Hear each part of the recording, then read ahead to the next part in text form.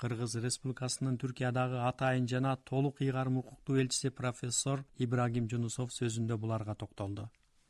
Урматтуу катышуучулар, Чыңгыз Айтматовдун бул берилип аткан 90 жылдыгы, өтүп жаткан 90 жылдыгы, бул биздин кыргыз эли үчүн гана эмес, жалпы түрк дүйнөсүнүн, түрк элинин чоң белгилеп аткан күндөрүнүн бири болуп саналат.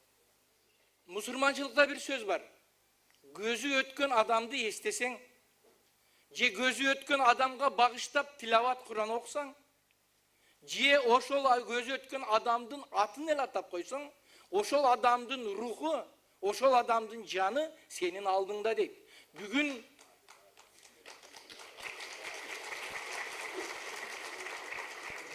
Чыңгыз Айтматовдун аты канчалык көп аталса, демек ал кишинин жаны, руху бүгүн биз менен бирдикте бул жерде.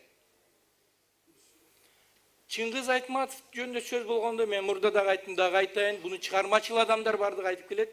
Чыгармачыл кишилердин өзү эки өмүрү болот. Бири көзүнүн тирүүсүндө өзү менен бирге жашаса, экинчиси көзү өтүп кеткенден кийин чыгармалары менен бирге жашайт.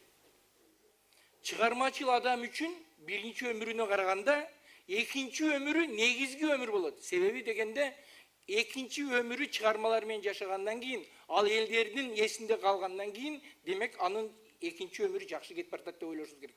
Чыңгыз Айтматовдун азыркы күндө экинчи өмүрү биринчи өмүрүнө караганда дагы эң сонун, эң жакшы жашап атат. Чыңгыз Айтматовдун жазган эмгектери, жазган китептери бүгүнкү күндө 168 өлкөдө которулуп, 70 миллиондон ашык тиражда жарык көрдү. ЮНЕСКОнун берген маалыматы боюнча, Чыңгыз Айтматов дүйнөдө Шекспир менен Лев Толстойдон кийин 3-чү кезекте турган жазуучу болуп эсептелет бүгүнкү күндө. Эң көп окулган жазуучулардын катарына. Ошондуктан Чыңгыз Айтматовду бүгүнкү күндө бир гана түрк дүйнөсүнүн эмес, аламдын, планетанын адамы десек жаңылышпайбыз.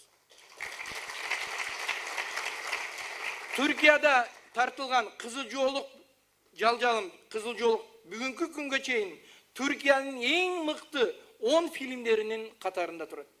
Элазык шаарындагы Сейил паркы, Анкарадагы Сейил паркы, көчөлөрү, айкелдери, Жеңгиз дүйнөсүнүн бүгүнкү күндөгү эң бийик жакшы нерселердин бул түрк дүйнөсүнүн, түрк элинин бул Чыңгыз атабызды сыйлагандыктын бирден бир белгилери болуп саналат.